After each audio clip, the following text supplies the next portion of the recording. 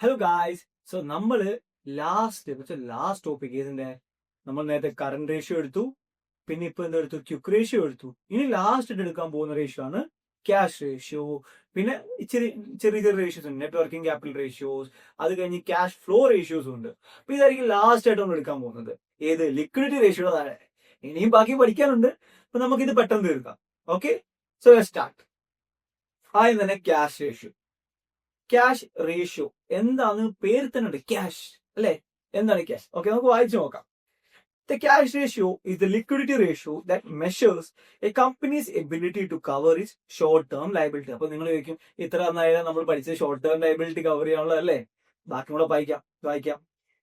Using only is most liquid assets, that is cash and cash ഇക്വലൻസ്. നേരത്തെ നമ്മൾ എന്താണ് current ratio എന്നും quick ratio എന്നുള്ള വ്യത്യാസം ഉണ്ടായിരുന്നു പറഞ്ഞു. പ്രീപെയ്ഡ് എക്സ്പെൻസ് ഇല്ല, എന്തായിരുന്നു വേറെന്താ ഇല്ലാത്തത്? ഇൻവെന്ററി ഇല്ലെന്ന് പറഞ്ഞു. അപ്പൊ ഇതിനകത്ത് എന്താ ശരിക്കും ഇല്ലാതിരിക്കുന്ന ഈ ഒരു റേഷ്യോക്ക്? ഇത് അക്കൗണ്ട് റിസീവബിളും വരുന്നില്ല.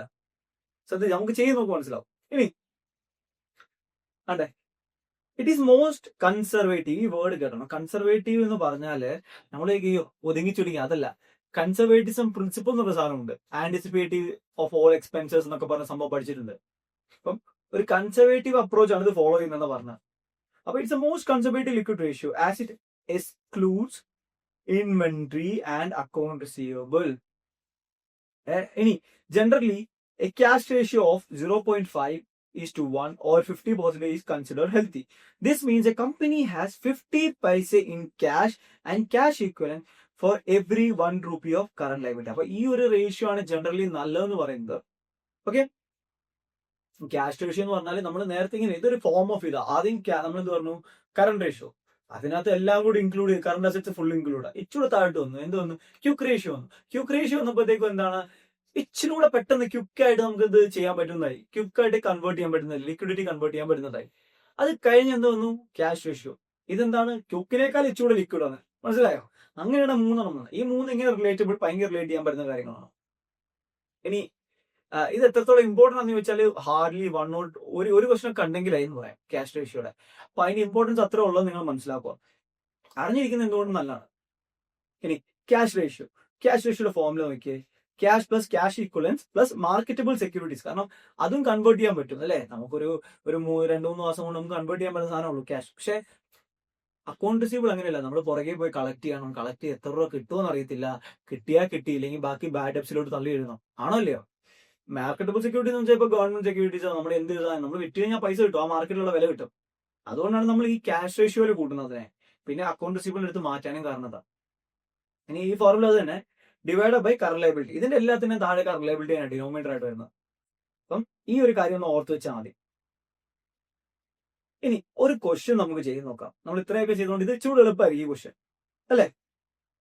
എന്താണ് ചെയ്തിരിക്കുന്നത്? കാൽക്കുലേറ്റ് ഇതാണ് has okay tech solutions has the following information of for the following cash equivalence ഇത് പിന്നെ ബ്ലാ ബ്ലാ ബ്ലാ ബ്ലാ കുറെ ഇൻഫർമേഷൻ തന്നിട്ടുണ്ട്. ക്വസ്റ്റ്യൻ എന്താണ്? Calculate cash ratio and based on your calculation comment on the companies immediate liquidity. ഇപ്പൊ നല്ലതാണോ ചീത്തയാണോ നമ്മൾ comment ചെയ്യാൻ പറഞ്ഞിട്ടുണ്ട്. അതൊക്കെ ആദ്യം ക്യാഷ് റേഷ്യോ നമ്മൾ അതിന്റെ ഫോർമുല നേരെ എഴുതി വെച്ചേക്കാം. എപ്പോഴും മറകള് ഫോർമുല എഴുതി വെച്ചോണം. എന്താണ് ഇവിടെ നമുക്ക് എഴുതാൻ പറ്റുന്ന കാര്യങ്ങൾ എന്തൊക്കെയാണ്? ക്യാഷ് ഇക്വലൻസ്, ബാങ്ക് ഒക്കെ അങ്ങോട്ട് ബാങ്കിന്റെ പോലെ ഇതൊക്കെ, plus marketable securities divide by current liability. അപ്പോൾ നമുക്ക് വേണ്ട ഇൻഫർമേഷൻ ഈ ക്വസ്റ്റ്യനിലൊക്കെ എല്ലാത്തിനും കോമൺ സെൻസ് അറിയാം. ആവശ്യമില്ലാത്ത സാധനം തരും. നമുക്ക് അങ്ങനെ അതിന്റെ ആവശ്യമില്ല. നമുക്ക് ആവശ്യമുള്ള സാധനം മാത്രം എടുത്താൽ മതി. അത് ശ്രദ്ധിച്ചോണം കേട്ടോ. അപ്പൊ ഇനി ഈ ഒരു കേസിൽ നമുക്ക് 150 ക്യാഷ് എടുത്തു അല്ലേ. ഇനി ക്യാഷ് ആൻഡ് ക്യാഷ് ഇക്വലൻസ് എത്രയാണ്? മാർക്കറ്റ് അടുത്തേക്കുന്നത് ക്യാഷ് ഇക്വലൻസ് മാർക്കറ്റബിൾ സെക്യൂരിറ്റീസ് ആണ് കേട്ടോ. ഓക്കെ, 75 കൂട്ട. അടുത്ത അക്കൗണ്ട് റിസീവബിൾ എടുക്കണോ? വേണ്ട. പക്ഷെ ക്യുക്ക് റേഷ്യോ ആയിരുന്നു എടുക്കണം. നമുക്ക് ക്യാഷ് റേഷ്യോ ആയതുകൊണ്ട് നമ്മൾ എടുക്കുന്നില്ല അല്ലേ. ഇനി വേറെ എന്തെങ്കിലും ഉണ്ടോ? ഇൻവെന്ററി എടുക്കണ്ട. അക്കൗണ്ട്സ് പേയബിൾ, ഇനി കറന്റ് ലയബിലിറ്റി ഒന്നല്ലോ. അക്കൗണ്ട്സ് പേയബിൾ എടുക്കണമല്ലോ. ഷോർട്ട് ടേം പേയബിൾ എടുക്കണമല്ലോ. അക്രൂഡ് എക്സ്പെൻസ് കൊടുക്കാനുള്ളതാണല്ലോ, എടുക്കണമല്ലോ. അപ്പൊ ഇതെല്ലാം കൂടി എടുത്തിട്ട് എത്ര വരും? മേളില് 151, മറ്റേ മേളില് 225 വന്നല്ലേ.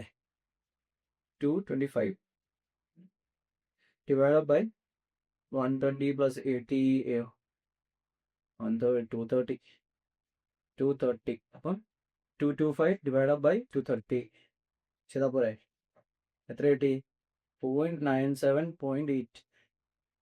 അപ്പം ഇതൊരു നല്ലൊരു റേഷ്യോ അല്ലേ? നമ്മൾ നേരത്തെ പറഞ്ഞ 50.5 മതി എന്നാ പറഞ്ഞത്. അപ്പൊ ഇത് ആക്ച്വലി ഒരു നല്ല റേഷ്യോ ആണ് അല്ല? നമ്മുടെ ഇത് വെച്ച് നമ്മൾ എന്താ പറഞ്ഞത്? കണ്ടോ, 0.5 നല്ലതാണെന്ന് പറഞ്ഞു. ഇപ്പൊ ഇത് 0.9 ഉണ്ടല്ലോ, ഒന്നിന്റെ അടുത്ത് തന്നെ ഉണ്ട്.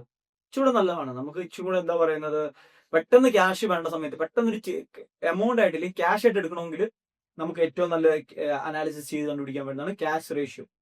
ഈ ഒരു കമ്പനിയുടെ കമന്റ് എഴുതുമ്പോൾ എഴുതാം the company has a fairly decent or good, ഇത് എന്നിട്ട് എഴുതണം സ്റ്റാൻഡേർഡ് എഴുതിക്കണം. Standard is 0.5:1 while the company holds 0.978%. ഇത് റേഷ്യോ ഇത് എഴുതിയിട്ട് എഴുതി വെച്ചാൽ മതി. അത്രയും മതി, ആ ഒരു ഇത് എഴുതി വെച്ചാൽ മതി.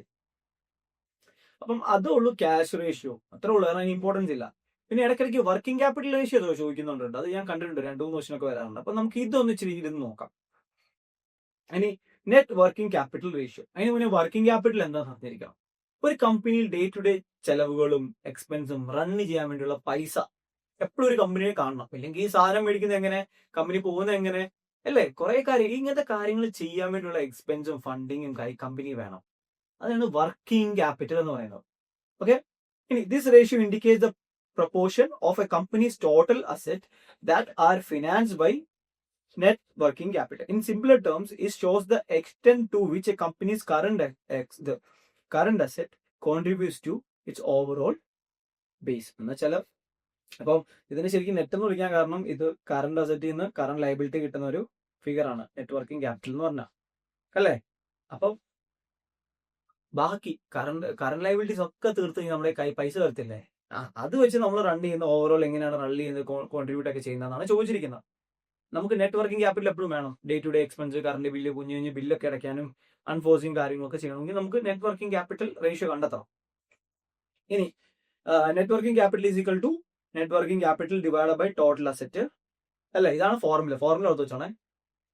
ഇനി ഞാൻ പറയാൻ വന്നൊരു കാര്യം, കമ്പനിയിൽ ഇപ്പോഴും ക്വസ്റ്റ്യനിലില്ലേ, ശ്രദ്ധിച്ചു വായിക്കണം. നെറ്റ് വർക്കിംഗ് ക്യാപിറ്റൽ എന്ന് ചോദിച്ചാൽ current asset minus current liability. Net working capital ratio എന്ന് ചോദിച്ചാൽ മാത്രമേ ഉള്ളൂ ഈ ഒരു formula ഉപയോഗിക്കാവുള്ളൂ.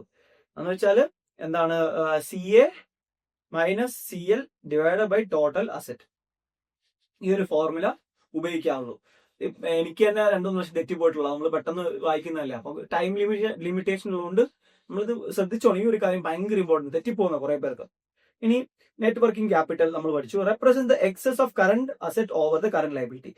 It is the capital available to finance day-to-day operation and provides as a buffer against short-term obligation. നമുക്ക് എന്തെങ്കിലും ഷോർട്ട് ടേം ആയിട്ട് ഒബ്ലിഗേഷൻ വന്നാലും മീറ്റ് ചെയ്യാനുള്ള ഒരു ബഫർ സ്റ്റോക്ക് എന്ന് പറയുന്നത്, ബഫർ ആയിട്ട് വെച്ചിരിക്കുക എന്ന് പറഞ്ഞത്. ടോട്ടൽ അസെറ്റ്, ഇനി ടോട്ടൽ അസെറ്റ് എന്താണെന്ന് ആൾക്കാർ ചോദിക്കാം. ഒബിയസ്ലി അറിയാലോ, നോൺ കറണ്ട് പ്ലസ് കറണ്ട് ആണ് total asset. Sum of all assets current and non current owned by the company found on balance sheet. This represent the total source control by the business. Total assets, current liability നമ്മൾ balance sheet പഠിച്ചില്ലേ, current ലയബിലിറ്റിയും current ഇതാണ് total എന്ന് പറയുന്നത്, ടോട്ടൽ അസെറ്റ്സിന്റെ ഇത് വരുന്നത്. പിന്നെ വരുന്നതാണ് net working capital. Net working capital എന്ന് പറഞ്ഞാല് പിന്നെ നമ്മൾ കാൽക്കുലേഷൻ ചെയ്ത് നോക്കാം. ഒരു നെറ്റ് വർക്കിംഗ് ക്യാപിറ്റലിൽ കാൽക്കുലേഷൻ ചെയ്ത് നോക്കാം. ഇനി നെറ്റ് വർക്കിംഗ് ക്യാപിറ്റലിലെ കാൽക്കുലേഷൻ വരുമ്പോൾ ഇതുള്ളൂ, ഇതിനകത്ത് നെറ്റ് വർക്കിംഗ് ക്യാപിറ്റൽ എന്നാണ് ചോദിച്ചത്. ശ്രദ്ധിച്ചു, നെറ്റ് വർക്കിംഗ് ക്യാപിറ്റൽ. അപ്പൊ നമുക്ക് എന്താണ്, കറണ്ട് അസറ്റിൽ നിന്ന് കറണ്ട് ലയബിലിറ്റി മാത്രം മൈനസ് ചെയ്താൽ മതി, അല്ലേ? ഇപ്പൊ ഈ ഒരു കേസിൽ നമുക്ക് എന്താണ്, നമുക്ക് കറണ്ട് ലയബിലിറ്റി തന്നിട്ടില്ല, അല്ലെ? കറണ്ട് അസറ്റ് കറണ്ട് ലയബിലിറ്റി തന്നിട്ടില്ല, നമുക്ക് കണ്ടുപിടിക്കേണ്ടി വരിക, അല്ലേ? എങ്ങനെ കണ്ടുപിടിക്കും എന്ന് വെച്ചാല് നമുക്ക് വേറെ എന്തൊക്കെ തന്നിട്ടുണ്ടെന്ന് നോക്കാം. ആദ്യം ഇൻഫർമേഷൻ തന്നു വെച്ച് നമുക്ക് കണ്ടുപിടിക്കാൻ പറ്റുമെന്ന് നോക്കാം. ഓക്കെ, ടോട്ടൽ അസറ്റ് തന്നിട്ടുണ്ട്, എത്ര 30,000 തന്നിട്ടുണ്ട്. ഫിക്സഡ് അസറ്റ് എത്രയാന്ന് പറഞ്ഞിട്ട് 25,000 വന്നിട്ടുണ്ട്. അപ്പം ഫിക്സഡ് പ്ലസ് കറണ്ട് അല്ലേ ടോട്ടൽ വരുന്നത്. അപ്പൊ ബാക്കിയുള്ള ഈ 5,000 എന്താ, കറണ്ട് അസറ്റ് അല്ലേ. അപ്പൊ നമുക്ക് ആദ്യമായിട്ട് 5,000 കിട്ടി, കറണ്ട് അസറ്റായി 5,000 കിട്ടി. ഇനി രണ്ടാമത്തെ ശ്രദ്ധിച്ചു കാണോ, കാണിക്കുന്നതാണേ, ഞാൻ കാണിക്കുന്നത് ചെയ്ത് നോക്കിയാണേ. ലോങ് ടേം ലയബിലിറ്റി എത്രയാന്ന് പറഞ്ഞു? 17,500 ആന്ന് പറഞ്ഞു. ഇക്വിറ്റി എത്രയാന്ന് പറഞ്ഞു? 10,000 ആന്ന് പറഞ്ഞു.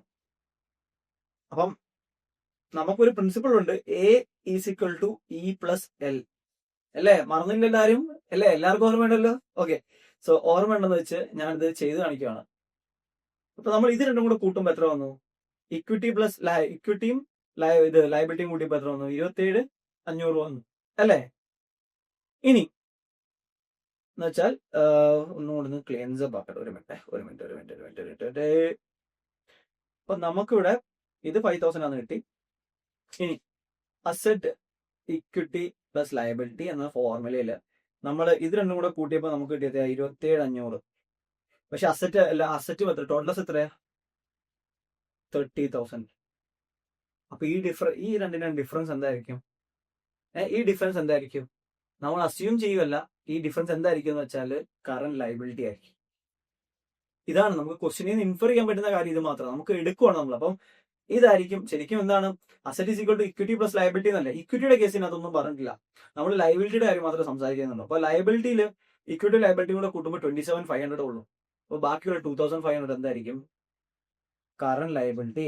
അപ്പൊ ഇതിൽ നേരെ കുറച്ച് കഴിഞ്ഞാൽ 2,500 കിട്ടും. ഇതായിരിക്കും ഇതിന്റെ എമൗണ്ട്. സോ ഇങ്ങനെയും കുറെ കാൽക്കുലേഷൻസ് വരും. ഇത് ഇങ്ങനെ ചെയ്യണം. നമ്മൾ ആ A is equal to E plus L എന്ന് പറഞ്ഞ ഫോർമുല പഠിച്ചവർക്ക് സുഖമായിരിക്കും ഇത് ചെയ്തെടുത്തതാണ്, അതെനിക്ക് ഉറപ്പാണ്. പിന്നെ അല്ലാത്തവർ പഠിച്ചെടുക്കുക കേട്ടോ. ഇത് ഭയങ്കര ഇമ്പോർട്ടന്റ് ആയ ഒരു ഫോർമുലയാണ്, ഈസ് ഈക്വൽ ടു ഇത്. ഇനി ലാസ്റ്റ് ആയിട്ട് ഈ ലിക്വിഡിറ്റി റേഷ്യോയിലെ ഒരു ഭാഗമാണ്. ആക്ച്വലി ഇത് പൊതുവെ ചോദിച്ച് കാണാറില്ല, പക്ഷെ ഞാൻ ഇൻക്ലൂഡ് ചെയ്യണം, നിങ്ങൾ അറിഞ്ഞിരിക്കണം. പഠിപ്പിച്ചില്ലെന്ന് ഞാൻ പറയില്ലേ. Cash flow ratio. ഇനി ക്യാഷ് ഫ്ലോ റേഷ്യോയ്ക്ക് അത് കണ്ടോ, ഓപ്പറേറ്റിംഗ് ക്യാഷ് ഫ്ലോ. ഇത് ക്യാഷ് ഫ്ലോ റേഷ്യോ നമുക്കൊരു കമ്പനിയിൽ റേഷ്യോ ഇത് വരത്തില്ല, എന്താ ക്യാഷ് ഫ്ലോസ്, പൈസ വരുമോ പോവുകയൊക്കെ ചെയ്യത്തില്ലേ? അപ്പൊ അതിന്റെ ഒരു ഫ്ലോ ആണ് പറഞ്ഞിരിക്കുന്നത്. ഇനി ഓപ്പറേറ്റിംഗ് ക്യാഷ് ഫ്ലോ നമുക്ക് ഡയറക്റ്റ് ക്വസ്റ്റനിലില്ലേ, ക്വസ്റ്റൻ ഇങ്ങനെ വന്നാലും നമുക്ക് ഡയറക്റ്റ് ഓപ്പറേറ്റിംഗ് ക്യാഷ് ഫ്ലോ ഇതാന്ന് പറഞ്ഞ് തരും. അതുകൊണ്ട് പേടിക്കണ്ട, തപ്പിയെടുക്കേണ്ടി വരത്തൊന്നുമില്ല. നെറ്റോ ഒന്നും തപ്പിയിട്ട് എടുക്കേണ്ടി വരത്തില്ല. അങ്ങനെ വന്നാലും ഇൻഫ്ലോ മൈനസ് ഔട്ട് ഫ്ലോ ചെയ്താൽ മതി. ഇൻഫ്ലോ നമുക്ക് വന്നതും പോയതും, ക്യാഷിൽ വന്നതും പോയതും, കാരണം ക്യാഷ് എന്ന് പറഞ്ഞിരിക്കുന്നത്. അപ്പൊ ക്യാഷിൽ വന്നതും പോയതും കുറച്ച് കഴിഞ്ഞാൽ നമുക്ക് കിട്ടുന്ന ഒരു എമൗണ്ട് ആണ് ഓപ്പറേറ്റിംഗ് എടുക്കുക. ഇനി operating cash flow divided by year end current liability. അപ്പൊ ഈ ഒരു കേസിൽ വ്യത്യാസം എന്താണെന്ന് വെച്ചാൽ കൺസർവേറ്റിസം അപ്രോച്ച് ആണ് ഇത് ഫോളോ ചെയ്യുന്നത്. എന്ന് വെച്ചാൽ year and current liability is used instead of average because it follows conservatism. നിങ്ങൾ എല്ലാവരും കൺസർവേറ്റിസം എന്താണെന്ന് അത് പഠിക്കുക. ഞാൻ പറഞ്ഞു തരുന്നേക്കാളും നല്ലത് അടുത്ത ക്ലാസ് വരുമ്പോൾ എന്താണെന്ന് പഠിച്ചിട്ട് കൺസർവേറ്റിസം പ്രിൻസിപ്പൾ. അപ്പോൾ നമ്മൾ ഈ ഒരു ഫോർമുലയ്ക്കകത്ത് മാത്രം നമ്മൾ എന്ത് ചെയ്യുന്നറിയോ, ഇയർ എൻഡ് എടുക്കുന്ന ആവറേജ് അല്ല എടുക്കുന്നത്. നേരത്തെ തൊട്ട് ഞാൻ പറഞ്ഞു ആവറേജ് എടുക്കുന്നത് ആവറേജ് അല്ല. നമ്മൾ ഇതിനകത്ത് എടുക്കുന്ന എന്താ, ഇയർ എൻഡ്. അപ്പം operating cash flow divide by year end current liability എന്നൊരു ഫോർമുലയാണ് നമ്മൾ ഇതിന് ഉപയോഗിക്കുന്നത്. പൊതുവെ യൂസ് ചെയ്ത് കാണാറില്ല, ഈ ഫോർമുല യൂസ് ചെയ്യേണ്ടി വരത്തില്ല. എന്നാൽ കൂടി ഇതൊന്ന് പഠിച്ചു വെച്ചാൽ മതി. ഇത് ന്യൂമറിക്കൽ ചെയ്യേണ്ട ആവശ്യമില്ല. സത്യം പറഞ്ഞാൽ ഞാൻ അത്ര ഇമ്പോർട്ടൻസ് വെച്ചാണ് ഞാൻ പഠിപ്പിക്കുന്നത്. നമുക്കപ്പോൾ അത്ര ലീസ്റ്റ് ഇമ്പോർട്ടൻ്റ് ആണ്. ഇതിനേക്കാളും കൂടുതൽ ഇമ്പോർട്ടൻറ്റ് ഏരിയാസ് നമുക്ക് വരുന്നുണ്ട്, നമുക്കത് പഠിക്കാം. ഓക്കെ, ശരി. Thank you all for attending Astra. Thank you.